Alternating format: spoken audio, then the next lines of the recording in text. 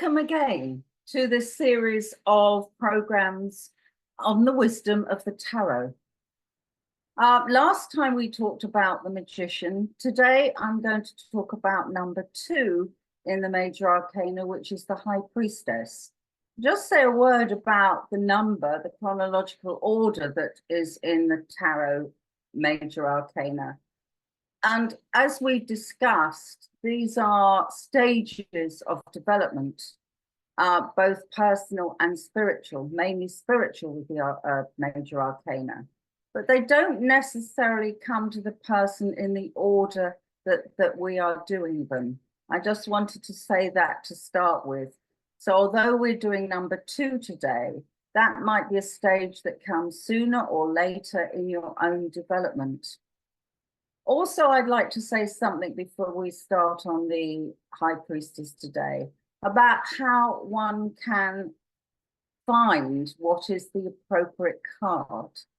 I find that the Major Arcana are fantastic for meditation, fantastic to let you know where you are and hopefully some advice for you as you move forward. So what I suggest you do is separate in your pack of cards the major from the minor. So as you separate them, you should then have 22 of the Major Arcana separate. And they're quite obvious which ones they are, even whatever pack you've got. And having separated them, what I would say, and what I always say to people using the tarot, is hold them in your hand and make friends with them. I know that sounds a bit strange, but just feel they are your friends. And what you have in your mind, the last one we talked about the magician, which is very much the power of thought. And what you have in your mind is very important when you start shuffling them. So have it in your mind that you want to pull out the card that it will best serve you at this time of your progress. And what I suggest you do, although there are many ways that one can shuffle these cards, but I'll just tell you the way that I feel works best.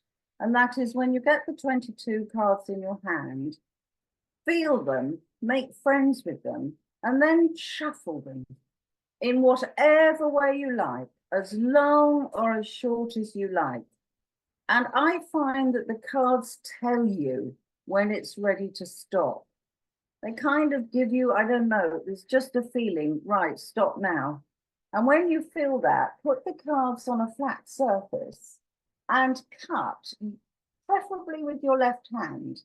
Cut once, put the top pile away, and it is the top card that is the card that you are to meditate and look at in the day you're doing. Now, I don't suggest you do this all the time. If you feel you'd like to, you can do it once a day, but, you know, really just do it when you feel that it is right. So we will talk today about the High Priestess in a moment. I just mentioned also that Insight and Intuition regularly runs courses called The Self and the Tarot Revealed. They are courses with a short number of people, a small number of people, which seems to work very well. They're on Zoom, and we've done it many times, and they're always fascinating, exciting, adventurous, and hopefully enlightening. So we will be running this again in September 2024. So if you're interested in that, please do contact us through the Insight and Intuition website, or to me personally, julie@juliesostin.com. So today, number 2, the High Priestess. Now, the High Priestess is a very mystical card, and the hint is in the name, the High Priestess. So she is a being that has learned a great deal. She's highly mystical, and she knows things, and she knows that she knows things. I always think that she seems a little bit aloof And perhaps she is a little bit aloof because she holds the knowledge to herself. And that is quite an interesting stage to be at because, you know, we're not in the business of converting people. It's not about shouting and screaming what we've understood in the deeper levels. It's about pulling them into our lives, working with them. So she holds herself a little bit aloof, a little bit away, as it were. Now, I find that it's a good idea to have what I call an awareness of a hint. Many people do not know much about spiritual work.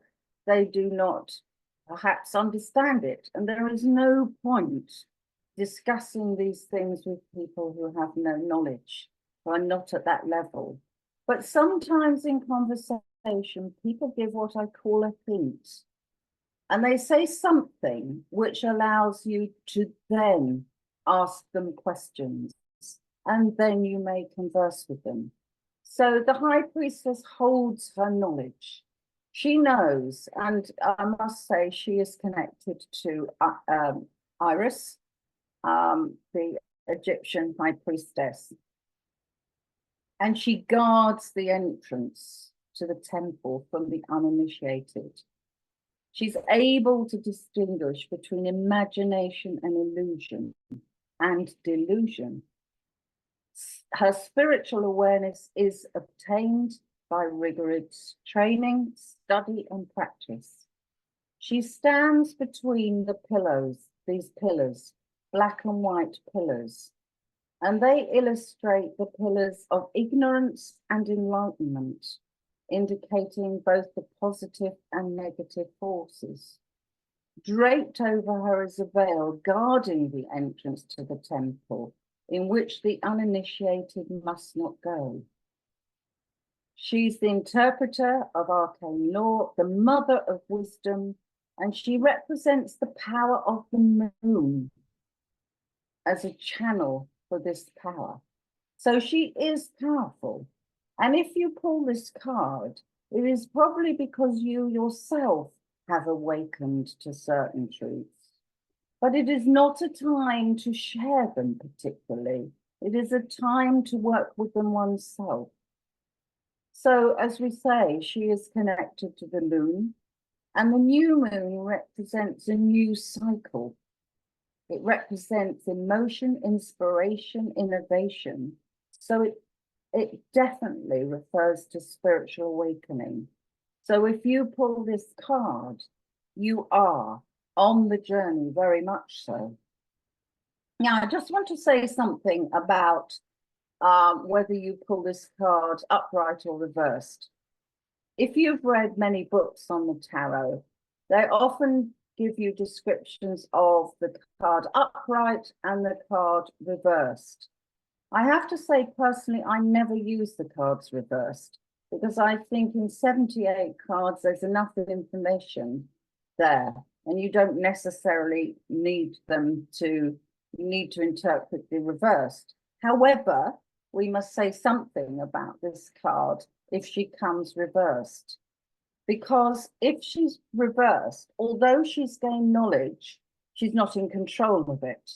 So she's blown around in the mists of illusion.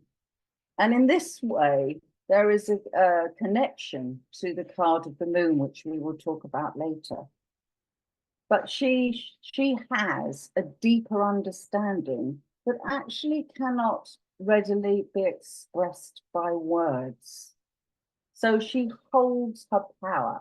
And this is a card that tells you to be still, to be within your own power, to understand and to work with that in your own way.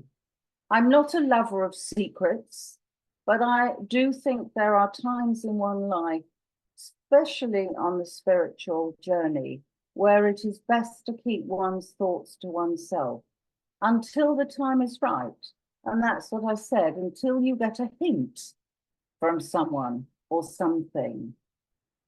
Because it is unlikely that most people will understand where you are in this journey. And even those that are aware of spirituality may not understand where you are. So it's very much drawing in. And this is the illustration of the card. She is behind the pillars. She's drawn away from the public. She has the illustration of the new moon. So it also indicates changes. It's a powerful card, but as we know, power must be used sensibly and with good heart and with goodwill. So I don't know that I want to say much more about the priestess there. What I will say is that when you draw a card, use your own imagination.